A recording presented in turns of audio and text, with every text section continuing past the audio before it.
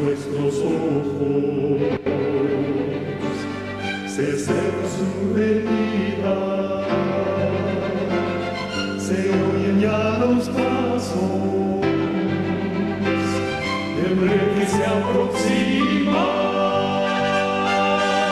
a tarea aún nos queda, anunciar al pueblo urgente.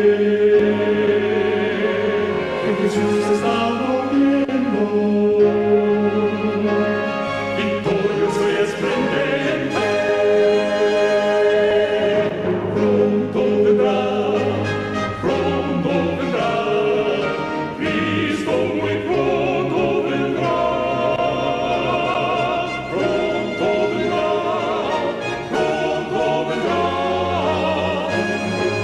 pronto Jesús volverá.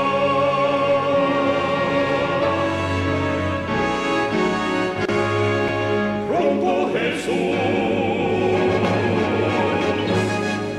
Nuestros hermanos, digamos, radio oyentes, queremos que por favor los que puedan arrodillarse. ¿Aló, me escuchan? Sí, le escucho, Sí. escucho. Lo tenemos en modo para que se oiga bien. Adelante. Vamos a orar, querido Señor Jesús. Estamos convencidos que tú estás en esto, a pesar de los diferentes contratiempos, estás trabajando para que tu santo mensaje pueda seguir adelante. Bendícenos ahora en este tema que vamos a tener respecto a la parábola de las 10 vírgenes, en el nombre de Jesús. Amén. Bueno, Mateo 25, 1 al 10, dice así: entonces el reino de los cielos será semejante a 10 vírgenes que tomaron sus lámparas y salieron a recibir al novio. 5 eran prudentes y 5 insensatas. Las insensatas tomaron sus lámparas y no llevaron aceite extra con ellas. Aquí no vamos a detener un rato, hermanos. Dice, no llevaron aceite extra. Yo me imagino que ellas han de haber visto a las que llevaron aceite extra y les pudieron haber preguntado, bueno, ¿usted por qué están llevando extra? No, algo. No fue así. El verso 4, en cambio las prudentes tomaron aceite en sus vasijas, junto con el de sus lámparas. Y como el novio tardaba, todas cabecearon y se durmieron. Aquí está el primer chasco, hermanos, comprobado en la historia adventista. El primer chasco. La pregunta es, ¿en qué fecha sucede este primer chasco? Verso 5. El novio tardaba, no llegó. ¿En qué fecha sucede este chasco? En la fecha de el 30 de marzo 1844. ¿Por qué sabemos que es el primer chasco? Porque después en el verso 6 dice, a medianoche oyeron el clamor, allí viene el novio. Otra vez salgan a recibir. Esta es la segunda vez. Salid a recibirlo. Verso 6. Esta es la segunda vez. ¿Ok? Ahora dice, entonces las vírgenes se levantaron y arreglaron sus lámparas. Y las insensatas dijeron a las prudentes, dadnos de vuestro aceite, porque nuestras lámparas se apagan. Pero las prudentes respondieron, para que no nos falte a nosotras y a vosotras, id más bien a los que lo venden y comprad. Y mientras fueron a comprar, llegó el novio y las que estaban preparadas con él, entraron con él a las bodas. Y se cerró la puerta. Primeros Escritos, página 63. Son muchas las preciosas verdades que contiene la palabra de Dios, pero es la verdad presente lo que el rebaño necesita. Pero los temas como el santuario, en relación con los 2300 días, los mandamientos de Dios y la fe de Jesús, son perfectamente adecuados para explicar el movimiento adventista pasado y cuál es nuestra posición actual. Establecer la fe de los que dudan y dar certidumbre al glorioso futuro. He visto con frecuencia que estos eran los temas principales en los cuales deben espaciarse los mensajeros. Estamos dando una introducción en esta ocasión, hermanos, al tema. Y queremos citar de Review and Herald, 19 de agosto 1890. A menudo se me señala, dice Elena White, a menudo se me señala la parábola de las 10 vírgenes, 5 de las cuales eran prudentes y 5 fatuas. Esta parábola ha sido y será cumplida al pie de la letra, pues tiene aplicación especial para este tiempo. Y, al igual que el mensaje del tercer ángel, ha sido cumplida y seguirá siendo verdad presente hasta el fin del tiempo. En la parábola de las 10 vírgenes, tenían lámparas, pero solo 5 tenían aceite salvador con el cual mantener sus lámparas alumbrando. Esto representa la condición de la iglesia.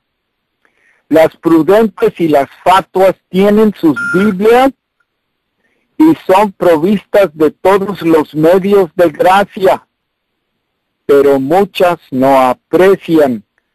Repito, muchos no aprecian el hecho de que deben recibir la unción celestial. Ellos no acatan la invitación. Venid a mí todos los que trabajáis y estáis cargados, y os haré descansar. Existen personas que han recibido la preciosa luz de la justicia de Cristo, pero ellos no actúan conforme a ella. Ellos son vírgenes fatuas. Cuando la bendición de Dios descansa sobre ellos para que puedan ser canales de luz, ellos no van adelante de luz a luz mayor. Ellos permiten que la duda y la incredulidad entren, de modo que la verdad que habían recibido se volvió incertidumbre para ellos. Sigue diciendo, el carácter que cultivamos, la actitud que hoy asumimos, está determinando nuestro futuro destino. Todos estamos tomando una decisión, ya sea la de ser bendecidos y encontrarnos dentro de la ciudad de luz, o estar con los impíos fuera de la ciudad. Los principios que gobiernan nuestras acciones en la tierra son conocidos en el cielo, y nuestras acciones son fielmente registradas en los libros de registro. Sigue diciendo, es allí sabido si nuestros caracteres son semejantes a la orden de Cristo, o a la orden del archiengañador que causó rebelión en el cielo. ¿Somos vírgenes prudentes? o debemos ser clasificados entre las fatuas? Esta es la pregunta que hoy estamos decidiendo mediante nuestro carácter y actitud. Algunos están procurando ser lo suficiente buenos para ser salvados. Penitencias, afligir el cuerpo, la constante confesión de pecado, sin arrepentimiento sincero, los ayunos, las santas convocaciones y observancias exteriores, sin ser acompañados de sincera devoción, todo esto es de ningún valor. El sacrificio de Cristo es suficiente.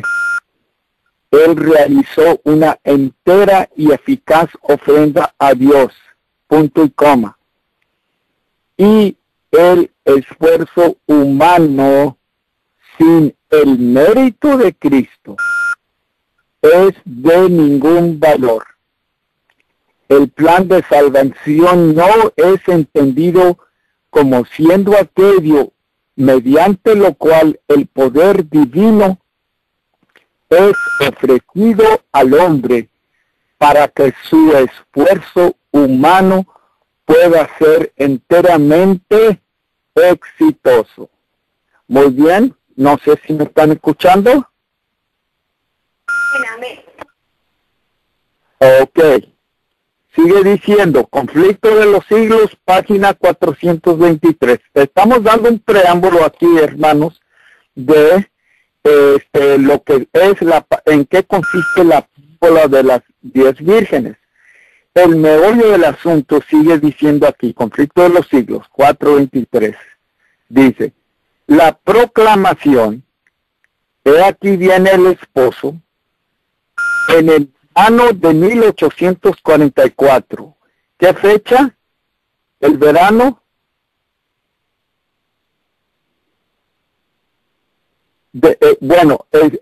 La fecha es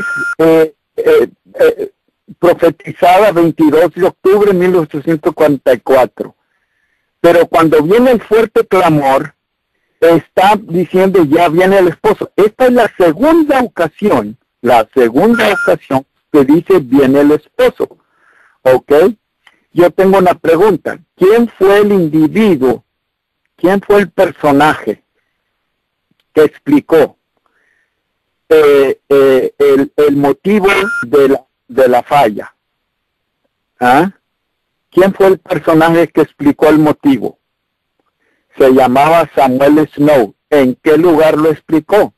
En el campamento de Exeter, New Hampshire. Después de que había sucedido el primer fallo, el primer chasco, en primavera de 1844. Entonces, en el verano de 1844 dice, indujo a miles de personas a esperar el advenimiento inmediato del Señor. En el tiempo señalado, vino el esposo, no a la tierra como el pueblo lo esperaba, sino hasta donde estaba el anciano de días en el cielo. Al rato veremos en qué lugar estaba el anciano de días, o sea, el Padre Celestial. Dice, anciano de días en el cielo, a las bodas, es decir, a recibir su reino. Las que estaban preparadas entraron con él a las bodas, aquí entre comillas, y fue cerrada la puerta. Miren lo que sigue diciendo. No iban a asistir en persona a las bodas, ¿sí? Ya que éstas se verifican en el cielo, mientras que ellas están en la tierra.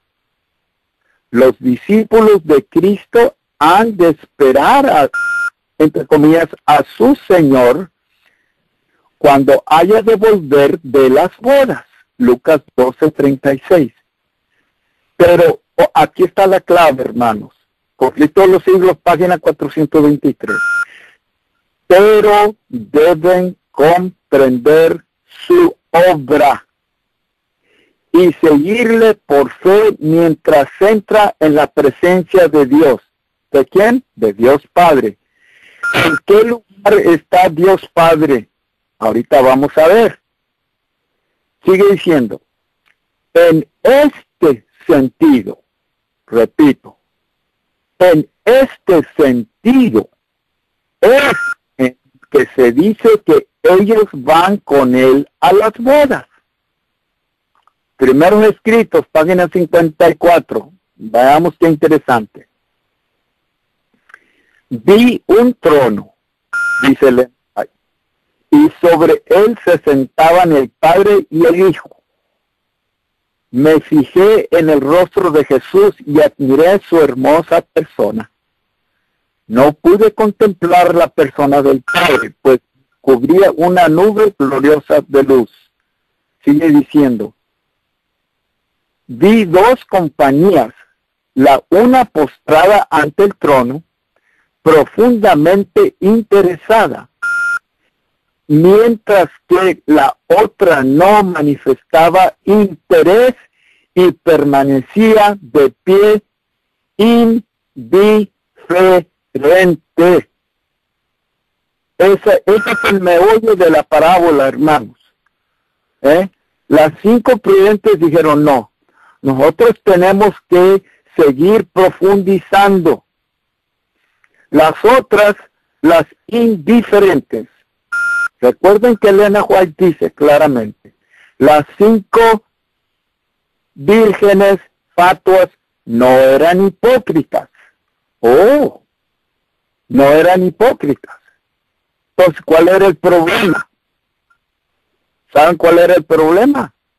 Eran negligentes. Negligentes. Vamos a decir que hasta pudieran haber sido del movimiento independiente también, con su escuela sabática, fieles en todo, el espíritu preside todo exteriormente. Pero miren lo que sigue diciendo. Los que estaban postrados delante del trono elevaban sus oraciones a Dios y miraban a Jesús. Miraba él entonces a su Padre. Y aquí está la clave. Y parecía interceder. Es decir, Jesús está intercediendo. Y parecía interceder para con él. Una luz se transmitía del Padre al Hijo y de éste a la compañía que oraba. Entonces vi que una luz excesivamente brillante procedía del Padre hacia el Hijo, y desde el Hijo ondeaba sobre el pueblo que estaba delante del trono. Ahora miren lo que dice. Pero pocos recibían esta gran luz. Muchos salían de debajo de ella, oigan esto, y la resistían inmediatamente. Otros eran descuidados y no apreciaban la luz, y ésta se alejaba de ellos. Algunos la apreciaban y se acercaban para postrarse con la pequeña compañía que oraba. Miren lo que sigue diciendo. Y vi al Padre levantarse del trono. Miren dónde está el Padre. Vi al Padre levantarse del trono. Y en un carro de llamas entró en el lugar santísimo. Allí estaba el Padre. Allí estaba en el lugar santo, pero entró, fue llevado al lugar santísimo, al interior del velo, y se sentó. Entonces Jesús se levantó del trono y la mayoría de los que estaban prosternados allí se levantó con él. No vi un solo rayo de luz pasar de Jesús a la multitud indiferente después que él se levantó. Y esa multitud fue dejada en perfectas tinieblas. Sigue diciendo, después de eso un carro de nubes, cuyas ruedas eran como llamas de fuego, llegó rodeado de ángeles, donde estaba Jesús. Miren dónde está Jesús y a dónde va. Él entró en el carro, repito, él entró en el carro y fue llevado al lugar santísimo, donde el Padre estaba sentado. Pregunta, ¿qué es lo que encontramos? Cosas claves en el lugar santísimo, hermanos, porque hemos de seguirlo, dice, de seguirlo. Vamos a ver qué vamos a aprender allí, qué cosas hay, qué aparatos, qué instrumentos encontramos en el lugar santísimo. Bueno, el arca. ¿Qué hay dentro del arca? Hay dos cosas claves, los 10 mandamientos, y al lado derecho de los 10 mandamientos, ¿qué encontramos? A la mano derecha, algún voluntario que me quiera decir, ¿qué encontramos a la mano derecha? ¿Qué encontramos? ¿Sí? ¿Alguien me quiere decir? No, hermano, no le pueden contestar porque están en mudo. Ah, bueno, lo que encontramos, hay dos cosas en el lugar santísimo. Dentro del lugar santísimo, en el arca, dentro del arca, está en el mero centro los 10 mandamientos. Y el mandamiento clave de esos 10 es el sábado del Señor. Otras palabras, hermanos, Dios quería llevar al movimiento adventista a reconocer que necesitaban comprender la importancia de guardar el santo sábado del Señor. Y a la mano derecha estaba ¿qué? ¿Qué encontramos a la mano derecha de los 10 mandamientos? El recipiente del maná. ¿Qué quiere decir eso? Ese recipiente quiere decir la Reforma Pro Salud. Esas dos cosas son claves. Los mandamientos de Dios, cuyo centro es el sábado, y la Reforma Pro Salud. ¿Sí? Así que, entonces, sigue diciendo, allí contemplé a Jesús, el gran sumo sacerdote, de pie delante del Padre. En la orla de su vestidura había una campana y una granada. ¿Ah? ¿Qué significa la campana? Y vamos a ser bien prácticos en esta mañana. ¿Qué significa la campana? ¿Para qué fue esta la campana? Si se oía la campana sonando, sabíamos que había movimiento, que no había muerto el sumo sacerdote. Pero noten bien que había movimiento. Vamos a hacer la pregunta. ¿Qué significa ese movimiento? Para ser bien práctico, significa uno de los 8 remedios naturales. ¿Cuál es? Ejercicio, movimiento. ¿Sí? Ahora la segunda cosa, ¿qué significa la granada? El fruto, la granadilla, nosotros le llamamos granadilla. ¿De qué color es la granadilla? ¿De qué color son las semillas de la granadilla? ¿Sabe qué color son? Rojo oscuro, casi escarlata, color bien rojo oscuro.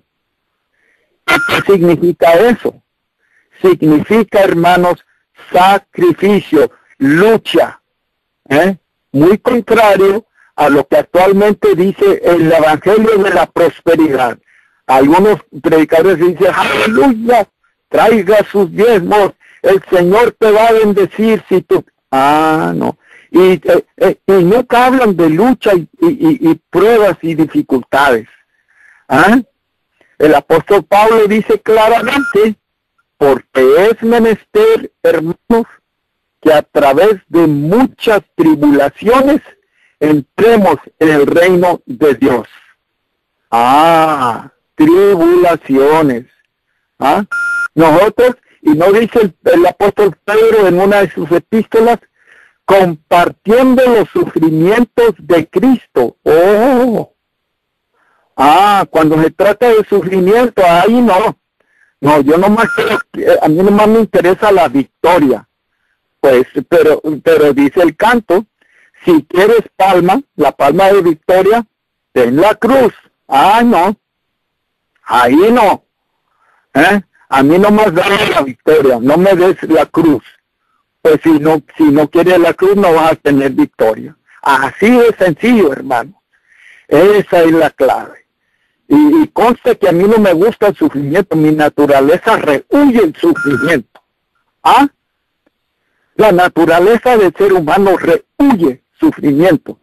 Pero la palabra es muy clara. Es una granada ahí. Es una lucha. Es una prueba.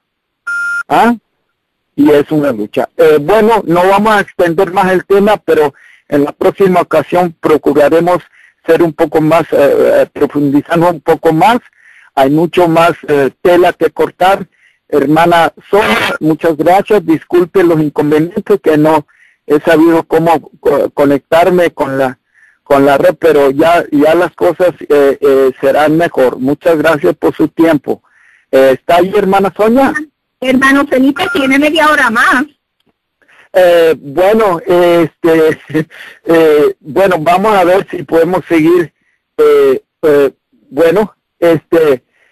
La otra cosa, pero es que no tengo aquí cómo, porque el siguiente que quiero explicar es en dónde encontramos lo que acabamos de explicar sobre las luchas y las pruebas, en qué letra del alfabeto hebreo se encuentra. Y para eso, el hebreo es muy simbólico. Las letras tienen un simbolismo profundo y grande. Y aunque en este momento quizás, hermanos, porque no tenemos, creo que en el futuro, porque existe una especie de televisor de Free Conference Call de esta misma empresa, que en el que podemos hacer más con un diagrama pequeño la importancia y explicar en qué letra se encuentra este sufrimiento y esta lucha. ¿En qué letra del alfabeto hebreo la podemos encontrar? Bueno, vamos a decir el nombre de esa letra, pero como no la podemos, no podemos dibujarlo en este momento, más adelante vamos a ver. Pero no me recuerden el nombre, es la letra Vav, se pronuncia Vav. ¿Y cómo se escribe? ¿Cómo se diagrama? ¿Cómo se dibuja? Parece, hermanos, una serpiente. Parece como si fuera una serpiente. ¿Ok? Ahora, eso nos hace recordar qué cosa, hermanos. La experiencia de Moisés en el desierto, cuando las serpientes estaban picando a los hijos de Israel por su rebelión y los estaban matando. ¿Qué fue lo que el Señor le pidió a Moisés que hiciera? Que colgara una serpiente en una cruz o en una estaca, como usted le quiere llamar. Y la gran paradoja, la gran pregunta del siglo es, ¿cómo es posible que se ponga Dios a decirle a Moisés, ¿por qué no pones un cordero señalando a Cristo Jesús, el Cordero de Dios? ¿Por qué selecciona una serpiente? ¿Por qué selecciona una serpiente? El Padre Celestial. Y cuando la miraban a la serpiente, ¿qué eran sanados? ¿Cómo es? Pues, de paso, yo todavía no me explico, pero le voy a preguntar al Padre Celestial cuando llegue, por la gracia de Dios, allá. Una serpiente. Y dice Elena White que la serpiente era el animal más hermoso del jardín del Edén. ¡Wow! y señalaba a Lucifer. Noten bien que la palabra Lucifer quiere decir ángel de luz, cargador de luz. Pero, ¿qué pasó? Le dijo, pon una serpiente en la cruz, cuélgala, y los que la miren se van a salvar. ¿Sabían ustedes, hermanos, que la serpiente es Cristo Jesús con nuestra naturaleza, con nuestro cuerpo? Noten bien, nuestra carne afectada por la caída de Adán. Oigan lo que estoy diciendo, hermano. No es una mente afectada por el pecado. Cristo no nació con una mentalidad pecaminosa. Sí nació con un cuerpo afectado por la caída. Se llama naturaleza post-lapsariana. ¿Ok? Cuerpo post-lapsariano. Pero que quede bien claro, no mentalidad post-lapsariana. No mentalidad pecaminosa. ¿Y cómo vamos a comprobar eso? Review Herald, luego les doy la página. Dice Elena White claramente, vamos a decirlo en inglés primero. Christ ever retained the utmost hatred towards sin. En castellano, Cristo siempre mantuvo el más enconado aborrecimiento hacia el pecado. ¿Ok? So que aunque su naturaleza estaba afectada por el pecado, su mente jamás se inclinó. Su mente no tuvo propensidad pecaminosa. Y por eso es el Cordero perfecto, que quita el sacrificio perfecto, que quita el pecado del mundo. Yo sé que va a venir tarde o temprano la pregunta, hermanos. Sí, hermanos, pero Cristo no es solo es mi sustituto, no es mi ejemplo. Un momento. Elena White dice claramente, vamos a decirlo en inglés primero.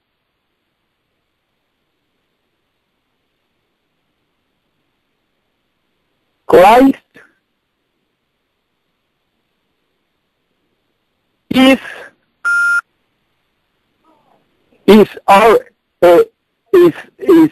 Christ is our example and our substitute. We will never equal the pattern, but we can imitate it. En castellano, nunca podremos igualar al modelo. El modelo es Cristo. Repito, nunca podremos igualarnos con el modelo, o sea, con el ejemplo. Pero oigan esto que sigue. Pero sí podemos imitarlo. Y miren lo que dice la Biblia con el apóstol Pablo. Sed imitadores de mí como yo soy de Cristo. Quiere decir que Cristo sí es mi ejemplo. Repito, no puedo igualar al modelo, pero sí lo puedo imitar. Hay unos teólogos que dicen, no, hermano, no, Cristo no es mi ejemplo. Cristo sí es mi ejemplo. Muy bien.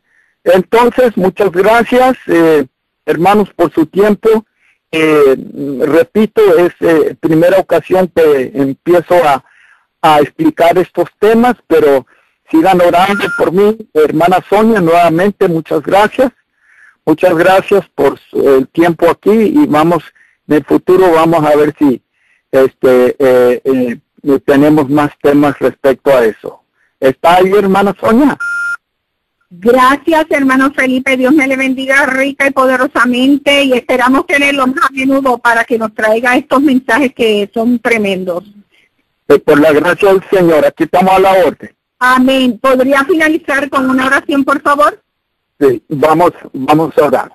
Querido Señor Jesucristo, en esta ocasión Te damos gracias por la oportunidad de poder mirar con esperanza y poder saber que el juicio que se pronuncia en Apocalipsis 14, 6 al 12, Señor, tened a Dios y de gloria, porque la hora de su juicio ha llegado. Y Señor, sabemos que en la cultura israelí, tú decías claramente que como habías expuesto, que como no existía abogado de defensa, el mismo juez era el defensor del acusado. Tú eres nuestro juez ahorita, Señor, en el juicio que se está realizando. Y no solamente eres el juez, eres el abogado que está defendiendo nuestra causa delante del Padre, intercediendo por nosotros. Danos la gracia como las vírgenes, al igual que las vírgenes prudentes, de aprovisionarnos de ese aceite, de poder atesorar en nuestros corazones esa preciosa gracia divina por virtud del Espíritu Santo, y no solamente hacerla nuestra, sino compartirla con los demás. Lo suplicamos, Padre, en el nombre de Cristo Jesús. Amén, amén, amén. Amén, amén. Gracias, hermano. Damos la gloria a Dios y gracias, hermano Felipe, ¿verdad?, por este mensaje tan glorioso. Y esperamos tenerlo, si Dios lo permite, a menudo aquí con nosotros. Así es que, hermano Felipe, Dios me le bendiga y continuamos con la fiesta espiritual. Amén. Hasta luego. Bye. Amén.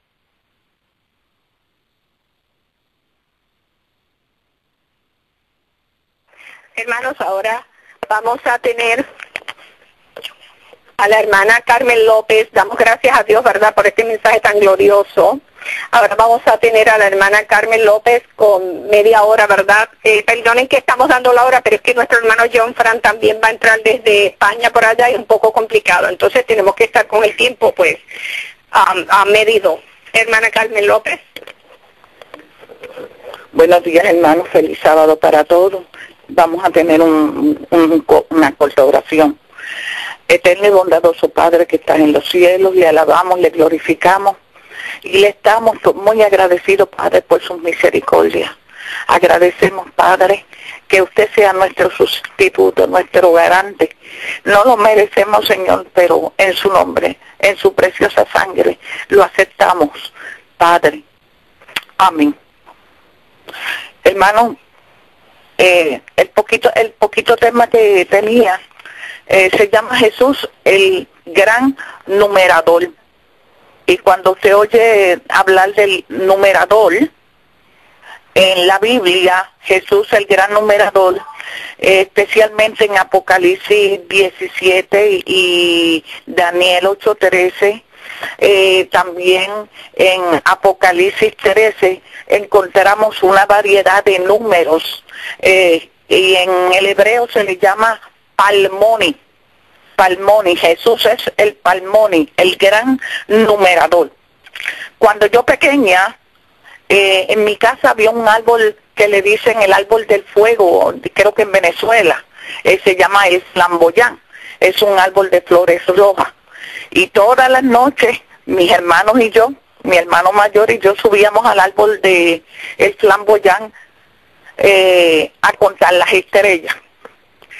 Y empezábamos a contar hasta que casi no podíamos, porque el número era tan grande y tan grande que nos daba sueño y teníamos que bajar del árbol. Bien, ¿por qué le cuento esto?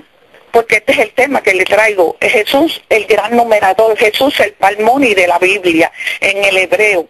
Es un principio de significado simbólico, donde Dios en su infinito amor utiliza los números empleados aquí también en Apocalipsis para darnos unas lecciones. ¿Sabía usted que los números bíblicos son verdades espirituales? Tomemos por ejemplo el número 7. El 7 indica la perfección. El número 10 significa completo. El número 3 es la presencia del Padre, del Hijo y de su Santo Espíritu. Y así los mensajes de Apocalipsis se extienden hasta el final de los tiempos mediante una serie de numerología bíblica. Tomemos Apocalipsis 3, las 7 iglesias, que indican que los mensajes se extienden hasta el final de los tiempos con la última iglesia, la iglesia de la Odisea. En primeros escritos le indica los tiempos. Si buscamos en la página de primeros escritos, página 279, la estoy leyendo, el mensaje es terminación del tercer ángel, dice, se me señaló la época, o sea, el tiempo en que terminaría el mensaje del tercer ángel.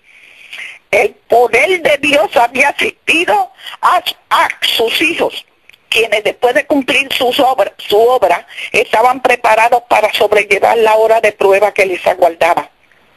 Escuchen esto, habían recibido la lluvia tardía o refrigerio de la presencia del Señor, el Espíritu Santo, y se había reavivado el viviente testimonio. Por todas partes habían cundido la postrera gran amonestación, o sea, el mensaje del tercer ángel, agitando y enfureciendo a los moradores de la tierra que no habían querido recibir el mensaje. Vi ángeles, hermano, que iban y venían de uno a otro lado del cielo. Un ángel con tintero de escribano en la cintura regresó de la tierra y comunicó a Jesús que había cumplido su encargo, quedando sellados y numerados los santos. ¿Quedando qué? Sellados y numerados. Así que el número de los santos se había que completado. Estos periodos de tiempo hasta la toma del mundo nos van a seguir, hermanos, de la única manera, de la única forma que Dios en su infinito poder puede bregar con el ser humano, especialmente la palabra hombre. Y si usted lo coge en el inglés se llama man. Para la mujer el término sería human, que también suena francés. Human es una mujer que sale de la parte del hombre. Es a través de estos medios sabios que Dios utiliza en su infinita sabiduría para entender el uso de este recurso intelectual. Y nosotros como seres humanos, hombres y mujeres, conozcamos el tiempo de nuestra partida. El Salmo 19 dice, conocemos los tiempos para la puesta del sol y la salida. Dice, los cielos cuentan la gloria de Dios. Este contar es relatar. Relatan la gloria de Dios. ¿Cómo? ¿Cómo se relata la gloria de Dios? Hermano, no tiene que ir tan lejos. Váyase por la noche como hacíamos mi hermano y yo. Y empezábamos a contar las estrellas hasta que nos cansábamos. El número era tan infinito que nos dormíamos y bajábamos del árbol. Los cielos cuentan la gloria de Dios. Hay una relación. El sistema numérico, matemático de Dios es el medio por el cual Dios usa y este gobierna el universo, la naturaleza. ¿Hay algo en esta vasta creación que no haya sido influenciado por los números? Dice Mateo 10:4 que los cabellos de nuestra cabeza están contados. Están contados. Este es un indicio de que nuestra salvación esté asegurada. Estamos siendo contados. Esto hasta que se complete el número de los salvados. Mensaje del tercer ángel, lo acabé, dice, hasta que fueran sellados y numerados. En el Antiguo Testamento, en el libro de Números y Jueces, y hasta en Levítico muchas veces se prohibió contar contar la población. ¿Por qué? Porque eso era asunto de Dios. Quien se salva y quien se pierde, de acuerdo a sus hechos. Hermanos, la ciencia de la horticultura, y esta mañana lo comprobé a las 5 de la mañana. Me fui al patio, oré, clamé al Señor, y cuando el sol salió, empecé a contar los pétalos de todas las flores que tengo en el jardín. Usted nunca va a encontrar un pétalo que tenga, una flor que tenga 6 pétalos, jamás ni nunca. Y va a contar hasta 8, hasta 9, 10, 12. Y acuérdese, las flores son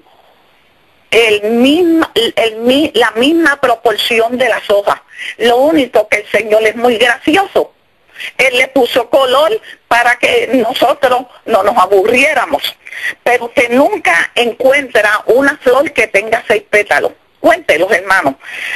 La ciencia de la horticultura, la ornitología, que tiene que ver con los pájaros, la botánica, que es la de la ciencia, la de la biología, que es la ciencia de la vida. Hermano, todas estas ramas del saber la han estudiado los científicos para poder ayudar al hombre y a ellos mismos. Estos han pasado mucho tiempo estudiando las leyes de la naturaleza de Dios, elementos que testifican que el Creador es el que contiene y el que sostiene su vasta y completa creación por medio de leyes matemáticas. Los horticulturistas, o sea, los que bregan con las plantas, y también los botánicos, conocen el crecimiento de las semillas, las hojas, las ramas, y que los árboles son gobernados por leyes matemáticas bien definidas. El jardinero conoce la planta y su semilla. El ornitólogo conoce las diferentes especies de huevos a empollar por las aves. Así que las leyes que gobiernan al insecto y al pájaro y la vida animal son controlados por medio de Dios. El insecto, el animal son diferentes en su estructura. La ley de la resonancia, hermano, la vibración, al que nuestros oídos y ojos, el Creador nos adaptó. Hay en la resonancia sonidos que a cierta distancia nosotros no la podemos oír. ¿Qué podemos ver? Oír. Rayos invisibles al hombre son inaudibles para el hombre. La ley matemática del número 7 es universal. Como nunca antes el hombre ve que todo en la naturaleza está controlado por leyes y principios matemáticos. Hermano, el gran Palmoni, Jesús es el gran Palmoni. En la obra de sellamiento del tercer ángel, en su terminación, el poder de Dios había asistido a los hijos de Dios. ¿Y qué había pasado? En primeros escritos, habían recibido la lluvia tardía, el sellamiento o refrigerio de la presencia del Señor, y habían sido numerados para salvación. Era peligroso meterse a contar el pueblo de Dios cuando aún todavía, esto me lo dio el Señor a la última hora, este conocimiento, nadie podía contar al pueblo, nadie podía censar al pueblo, podían cometer un error. Vi ángeles que iban y venían, y el ángel con el tintero de escribano en la cintura. Usted sabe lo que es eso, ¿verdad? Antes se utilizaban no el bolígrafo, nosotros le decíamos plumas acá, pero el bolígrafo no se usaba, era una pluma de ave y tinta. Eran sellados y numerados los santos. El Salmos en Apocalipsis tengo un poco la garganta mala. Apocalipsis no se sostiene como un libro independiente. Este a su vez es el suplemento de todos los demás libros. El libro de Joel, el libro de Daniel y todos los demás libros. El libro de Jeremías, donde Daniel estudiaba cuánto le faltaba al pueblo para ser liberado del control babilónico. Por eso, cuando leemos concerniente al número 6 o el número 8, ese número 8 no se ha estudiado muy bien. Me gustaría que alguien de estos hermanos que conocen mucho, así como el hermano Felipe, el número 8 tiene su gran misterio en la Biblia. Y el número 6, ni se diga, hermano. Sabemos que llevamos el sello de aprobación en los otros libros. Tomemos la genealogía de Génesis 4:17, la genealogía de Caín. Vamos a usar el número 6, hermano, que es el que nos compete en este gran numerador palmone que es Jesús. Dice, empieza con la genealogía, porque es importante. A veces la gente se aburre y leyendo, y este engendró a este, y este otro, a este otro, y así uno se duerme. Pero en la genealogía de Caín estaba Enoc, no el Enoc del traslado, sino otro Enoc. Estaba Irad, estaba Jehujael, estaba Metusael, perdonen los nombres, estaba Lamec. En la gran controversia entre Cristo y Satanás se observa cómo Jesús, el maravilloso numerador, llama la atención al significado del número 6. ¿Por qué? Porque le competía al Hijo del Padre y a Satanás, conociendo que hay una razón significativa por qué Caín, su genealogía, su árbol familiar, debe contener el número 6. Cuéntelo, hermano, váyase a Génesis capítulo 4 y estudie la genealogía de Caín.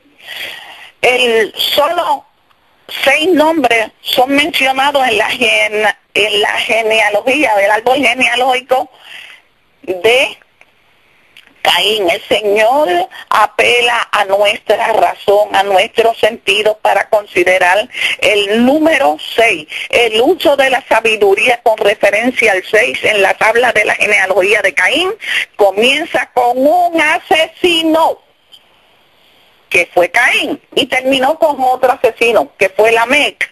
Y Lamec mató a un hombre joven.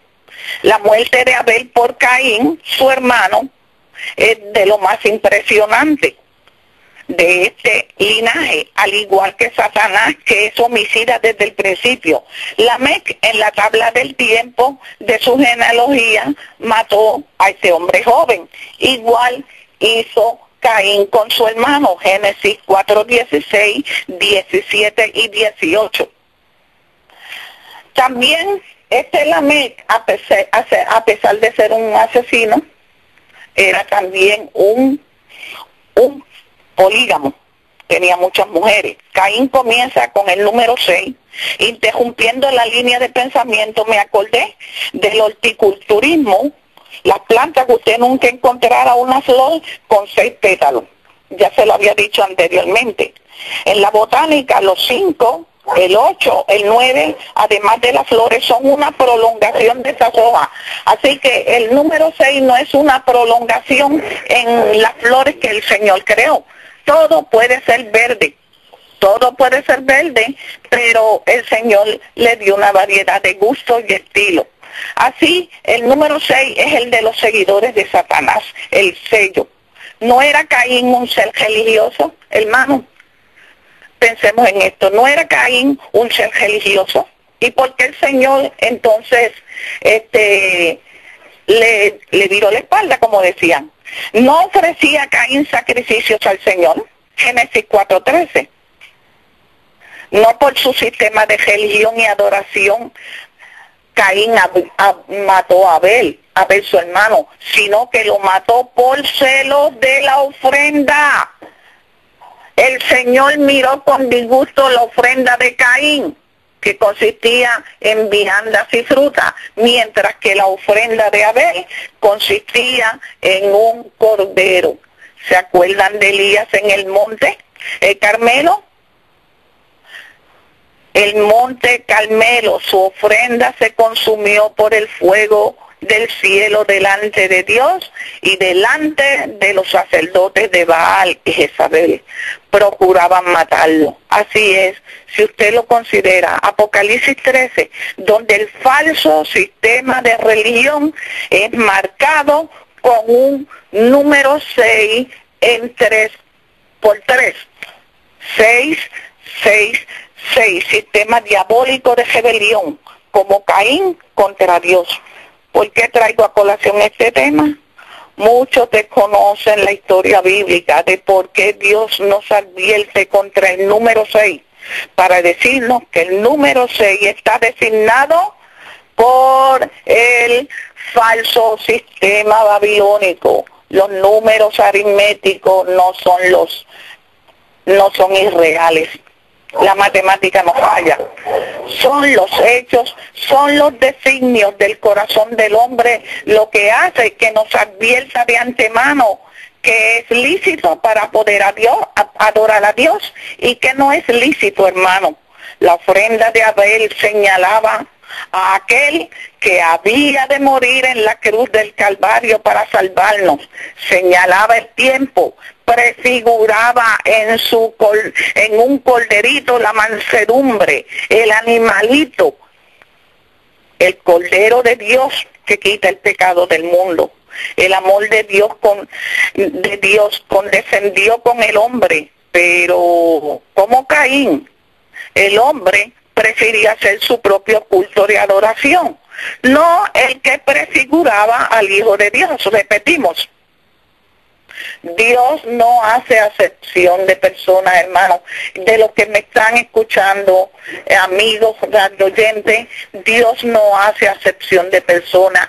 Dios respeta su libre albedrío y Dios respetó el libre albedrío de Caín, pero no aceptó su ofrenda.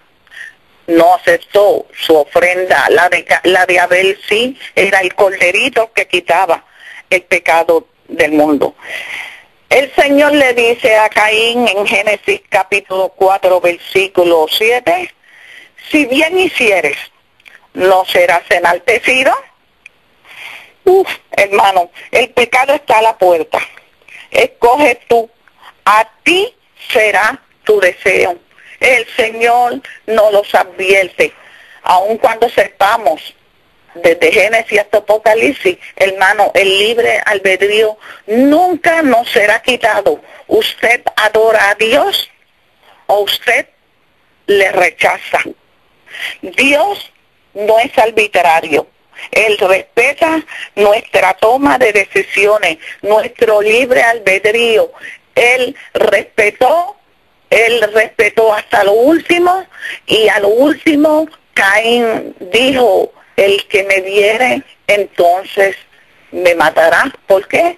Porque él vio que no fue del agrado del Padre la sangre que derramó, la primera sangre que manchó aquel huerto del Edén.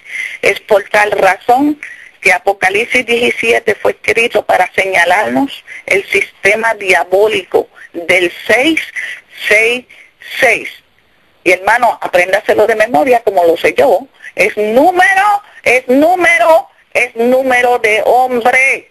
Palmoni lo dijo, el gran numerador Jesús en el hebreo. Es número de hombre, y el que tiene mente, el que tiene sabiduría, cuente el número de la bestia, porque es número de hombre. Y en el latín, Vicarius Filii Deis, usted anota esas letras en el latín, la suma, y le da a 6, 6, 6. Le está describiendo le está diciendo quién es la bestia y quién es la mujer que monta sobre la bestia y quién es el ayudador de la bestia. Hermano, y dice que este sistema diabólico del 666 que se revela contra las órdenes de Dios Todopoderoso, disfrazándose de un manto religioso en señal de celo por Dios. Así hizo Caín. Él no era antirreligioso, él era religioso. Él adoraba y él ofreció una ofrenda. Y aún este sistema religioso, este 666, se levanta, se exalta, tomando el control de los gobiernos de la tierra. Ya están en sus manos e intenta matar al pueblo de Dios. De este modo, como la línea genealógica de Caín comenzó y terminó con muerte, así este sistema malvado, aun cuando aparenta un celo por Dios, es el instrumento de Satanás, satánico caído, por el cual busca destruir a los santos del Altísimo. Es asimismo el portento que concierne el final del Rey del Norte y la liberación del pueblo de Dios, como dice Daniel capítulo 11, versículo 44 al 45, y también nos los advierte en Daniel 12:1. Pero noticia, hermano, este versículo siempre yo lo tengo presente, siempre lo tengo presente. Vivo día y noche pensando en este versículo. Pero noticias del oriente, usted sabe dónde queda el oriente, ¿verdad? Y dónde queda el norte, ¿verdad? Usted sabe que Babilonia quedaba al norte y de ahí venían las guerras contra el pueblo de Dios. Pero noticias del oriente y del norte lo atemorizarán. ¿Por qué será? Y saldrá con gran ira. Ira, hermano, ira, la que sufrió Caín cuando vio la ofrenda de Abel. Le dio celos, él tuvo celos, él tuvo envidia. Y este sistema babilónico trabaja de igual forma. ¿Quién es esta? ¿Quiénes son estas noticias que vienen del oriente y del norte y atemorizan a la bestia? El 666 lo acabamos de leer en Primeros Escritos. El mensaje del tercer ángel, hermano, el fuerte, el poderoso, el que se proclama con 6, 7 ángeles en Apocalipsis. Hay que ir de parte en parte. Y así mismo, hermanos, este mensaje del tercer ángel lo tenemos que repetir, el primero, el segundo y el tercero. Dice el espíritu de profecía que hay que repetirlo, porque en cuanto nosotros empecemos a experimentar el mensaje del tercer ángel de Primeros Escritos, página 379, hermanos, sabemos que el fin está a las puertas, que el pueblo habrá sido sellado y numerado, hermano, y entonces este poder, este 666 saldrá con gran ira para destruir y para matar a muchos, hermanos. Primero escrito 279, perdón, dije el número de la página más. Léalo, hermano, porque nos concierne el gran numerador, el palmoni de Dios, Jesús. En el hebreo nos dice: el que tiene sabiduría, cuente el número de la bestia. En Eventos para los Últimos Días, página 233, En Ezequiel capítulo 9 dice que ya salieron los vengadores.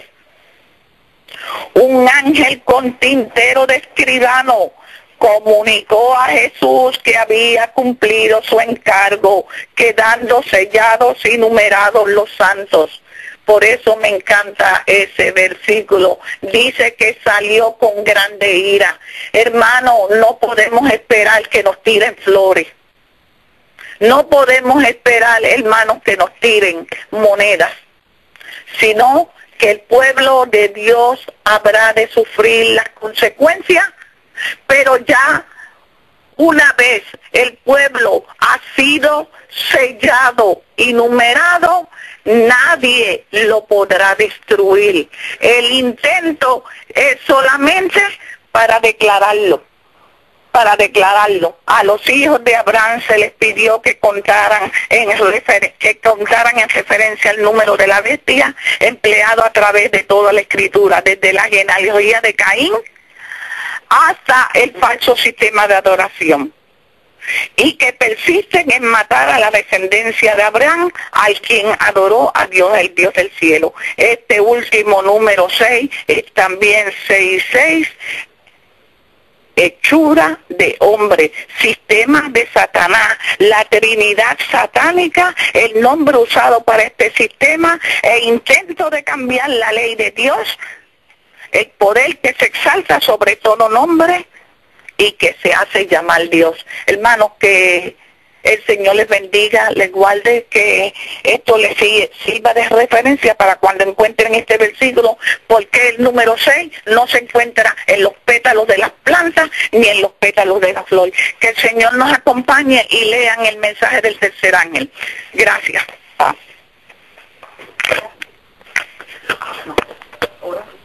Oremos. Dios eterno y Padre Santo justo, que habitas en los cielos y en todas partes, damos gracias por este día.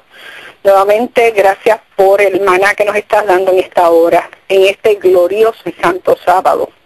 Bendiga a los hermanos que tuvieron parte, como la hermana Carmen López, la hermana Edith Peña, el hermano Osvaldo y nuestro hermano Felipe Navarijo. Y continúe, Señor, bendiciendo al hermano John Frank, que tendrá la próxima parte. En el nombre de Jesús. Amén y amén.